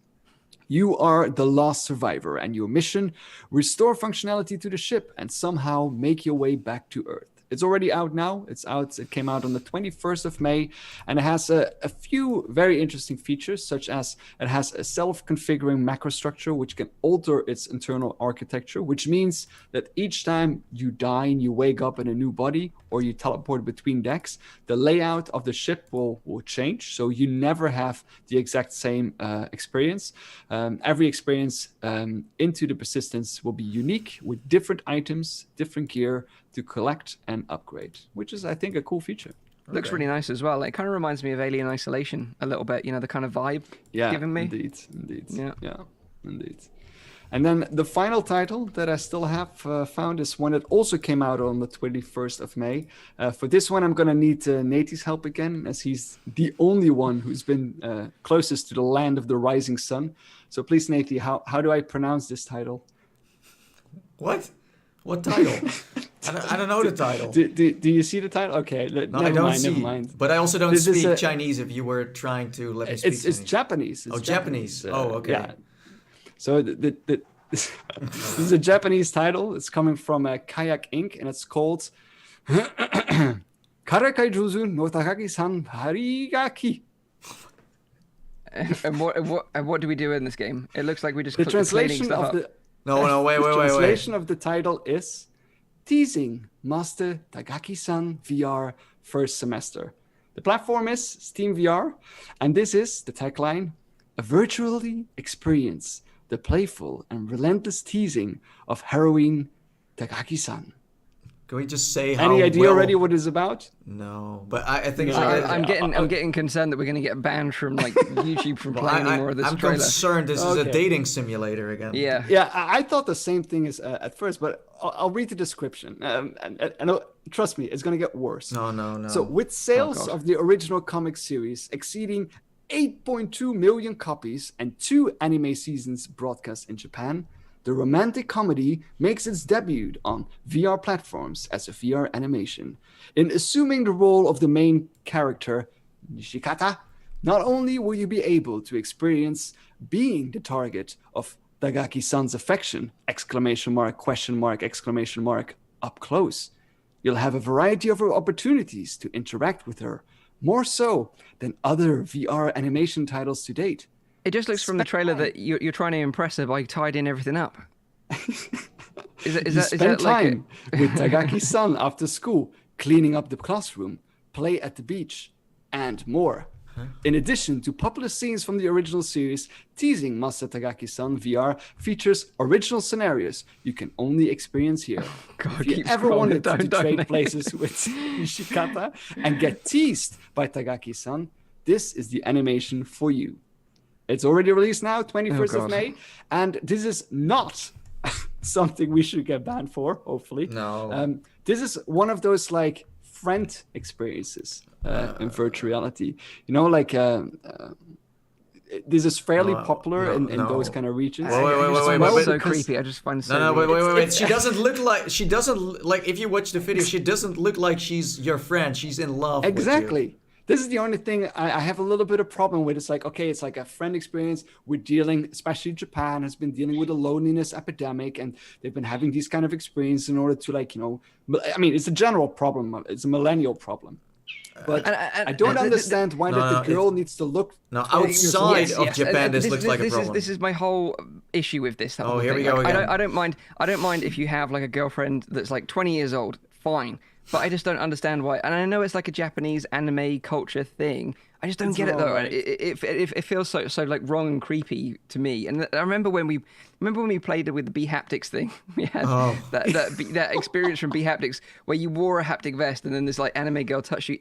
Even that was just super creepy as well. More than touching my. Yeah, let's not go into that. The problem every time is that they don't. This girl looks like 8th or something. Yeah. That's not okay. But there is definitely a culture thing going on here that we don't get. Cleaning the streets, I'm down with that. You know, cleanliness. Let's be. I'm I being do honest like here. that. Yeah. There's nothing sexual about this entire experience. Nothing at all. No. But it is implied throughout the entire experience. You know, like when you go to the beach to play like beach ball or something with this like 12-year-old girl.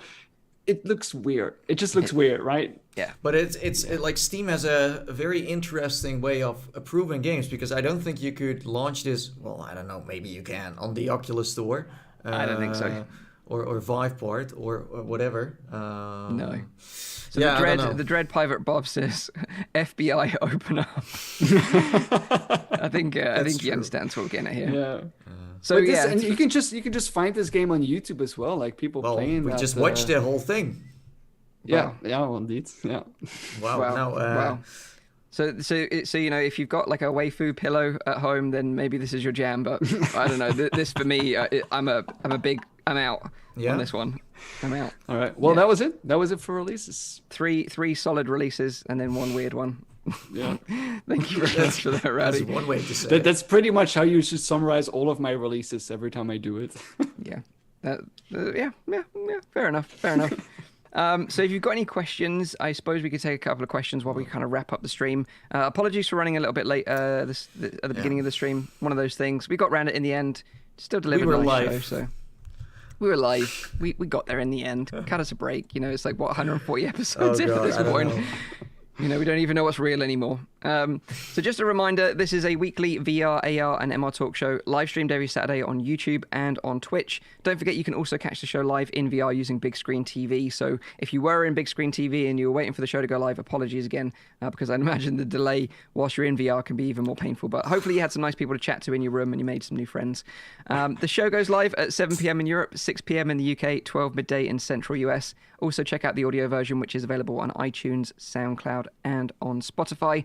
Hit the like button if you enjoy the stream and you're watching this on YouTube right now, and subscribe to the channel if you want to see more content like this in the future. Yeah. Just a quick one again. I just want to say thank you again to the sponsor of this week's show, which is Synth Riders.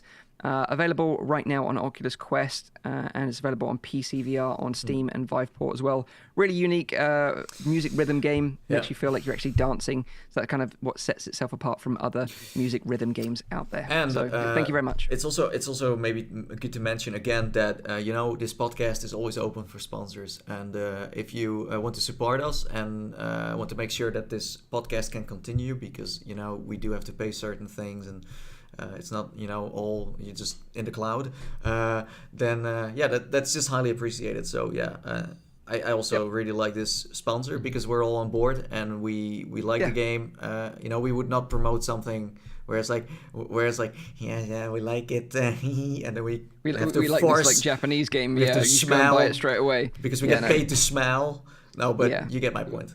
Yeah, Synth Riders is a solid game. Though. That's a good And just a reminder as well, we've got some stuff to give away next week. So make sure you stay locked to our Twitter accounts, FReality Crew on Twitter, and also Synth Riders VR on Twitter as well. Follow both of those accounts, and if you're quick enough, fastest fingers first, you might be in for a chance. Will it be as quick as the Quest selling out in a day when it's available again? There you go. Yeah, exactly. You got to be that fast. We had a question from Water UK, which I believe is directed at me. He asked me which one was the weird one. So it was, just to clarify, the persistence was the weird one. Yeah. I do have to say, your Japanese is really good. Yeah, I know. I practiced the entire before noon and trying to pronounce it. Got nothing else to do in Canada. You can't leave can't leave the apartment. So you can't make maple syrup and stuff, like other people do. Yeah, gotta get some maple syrup in there. Yeah. We should sell it. FReality maple syrup. So like maybe we should talk about. Because like poutine, like I'm obsessed with like poutine stuff because I've never tried it before, and it sounds like possibly the most horrendous and amazing meal at the same time. So basically, it's like fries, like French fries, with cheese curds. So it's not just normal cheese; it's like cheese curds, which is like kind of like the scum cheese, basically, and a gravy on top. So it sounds like the most bizarre combination. That sounds really good, like, actually. Canadians, it's like catnip for them. They go nuts for it. So catnip. Yeah. Bro, as a Dutchman who always eats fries every day and snacks, this sounds like you're on board. Down, man. Yeah. Fair enough. I'm down. I hear a lot of people already saying in the chat that it is delicious. So I'm guessing I'm have to try it out one of these days. So we should be selling FReality poutine. Yeah, FReality branded poutine. Yeah. The chat. Yeah. So can I say one more thing before we go? Yeah, sure. It would be weird if you said no now. Yeah, no. End the stream. And then just just go offline. No, I just want to highlight Mike's new video series where he checks out setups from other people. First episode is online right now where he goes into his own. But if you want to, shine and want to show off your own setup, your VR setup, how many headsets you have, or what you do to keep your Quest clean, or what you build around your Rift S or Valve Index or Pimax, I don't know what you have. But Mike, now has like a hotline, and you can just send him your setup, photos, videos, and then he might cover it in the next episode. Yeah, I've had some great submissions already, actually. Some really interesting setups, some sort of minimal ones with like Quest and just a play space, some other ones with like fancy PCs and setups. Also, some content creators are interested, like you guys are on board and showing what you do behind the scenes as well. Now, so as we speak. Everyone's hoovering their play spaces, getting all the crap out.